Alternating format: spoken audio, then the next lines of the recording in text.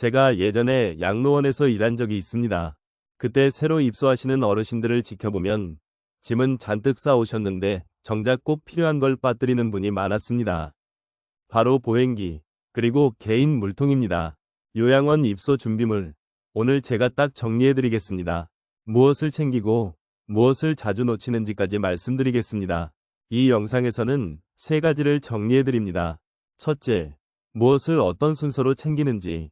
둘째, 시설이 주는 것과 내가 챙길 것의 구분. 셋째, 현장에서 자주 놓치는 물품입니다. 준비물은 시설마다 조금씩 다릅니다. 정확한 목록은 입소할 요양원에 확인하시기 바랍니다. 부모님을 요양원에 모시기로 하면 시설에서 다 챙겨주겠지 생각하기 쉽습니다. 그런데 실제로는 그렇지 않습니다. 서류 한 종류만 빠져도 입소 절차가 밀립니다. 생활용품도 시설이 주는 것과 개인이 챙길 것이 나뉩니다. 미리 확인하지 않으면 입소 첫날 당황하게 됩니다. 특히 입소 첫날은 여러모로 정신이 없습니다. 그래서 목록을 미리 만들어두는 게 좋습니다. 잠깐의 준비가 첫날의 혼란을 막아줍니다.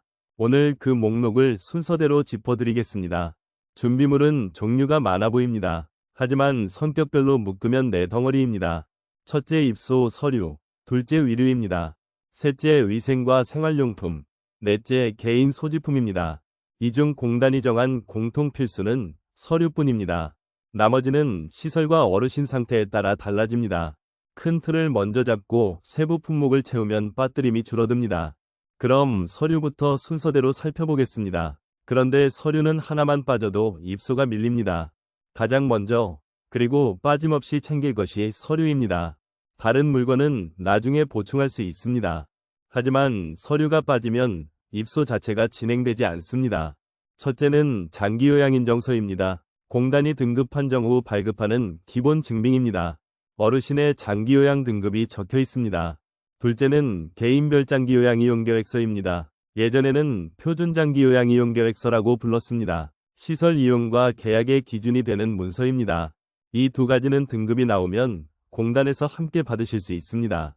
셋째는 건강진단서입니다. 결핵 같은 전염성 질환을 확인하기 위한 서류입니다. 시설에 따라 결핵 검사를 따로 받기도 합니다. 병원이나 보건소에서 흉부 엑스레이를 찍는 경우입니다.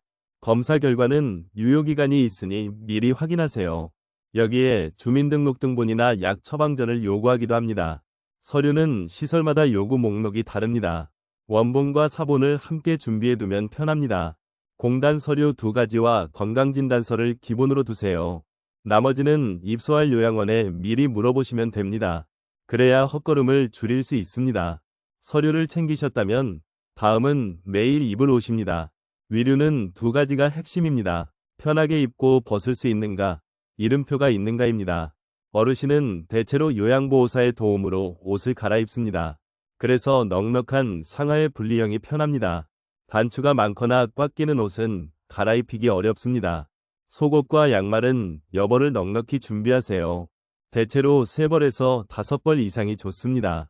계절이 바뀌면 옷이 부족해집니다. 입소 시점에 계절 옷을 먼저 넣으세요. 나머지는 면회 때 보충하는 방식이 현실적입니다. 실내화는 미끄럼이 적은 것으로 고르세요. 어르신의 낙상 위험을 줄여줍니다. 여기서 의외로 많이 놓치는 게 이름표입니다.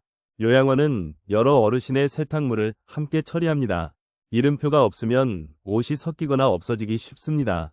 옷과 수건에 유성펜으로 성함을 적어 두시면 됩니다. 작은 습관이지만 분실을 크게 줄여줍니다. 그런데 시설마다 크게 갈리는 게 하나 있습니다.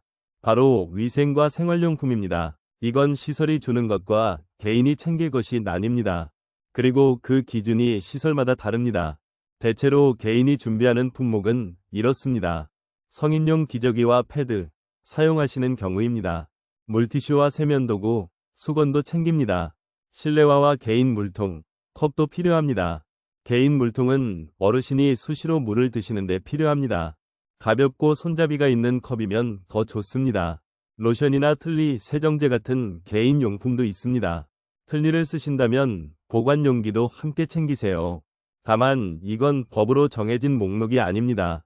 기저귀만 해도 개인이 사는 곳이 있습니다. 반대로 시설이 사서 비용에 넣는 곳도 있습니다. 그래서 대체로 개인 준비로 이해하시되 입소 전 시설의 목록을 받아두는 게 정확합니다.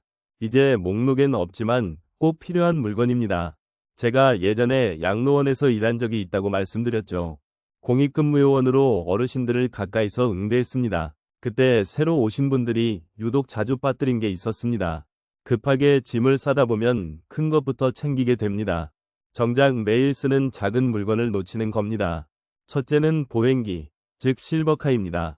집에서 잘 쓰시던 분들도 자주 놓고 오셨습니다. 옷과 서류에 신경 쓰다 깜빡하시는 겁니다. 그런데 보행기는 안전하게 움직이는데 꼭 필요합니다.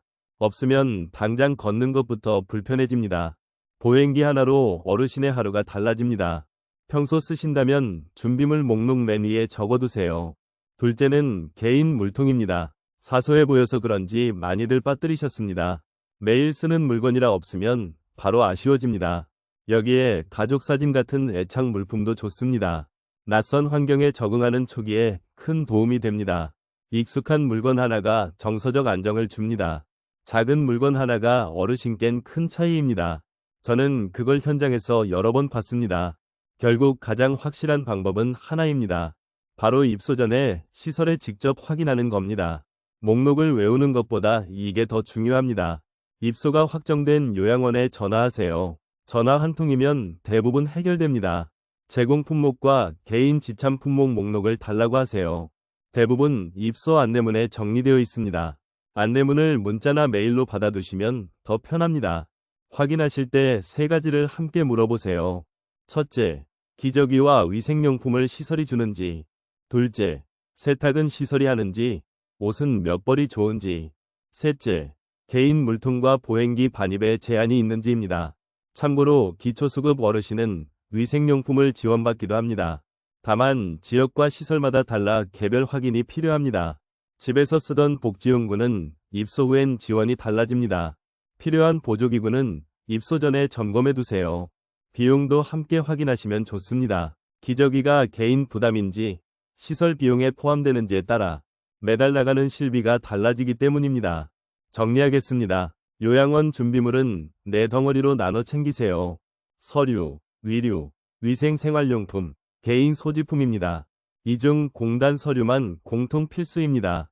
나머지는 입소할 시설에 꼭 확인하세요. 그리고 보행기와 개인 물통, 이름표를 잊지 마세요. 이 세 가지만 기억해도 절반은 준비된 겁니다. 너무 완벽하게 하려고 부담 갖지 마세요. 차근차근 챙기시면 충분합니다. 준비물은 결국 어르신을 위한 작은 배려입니다.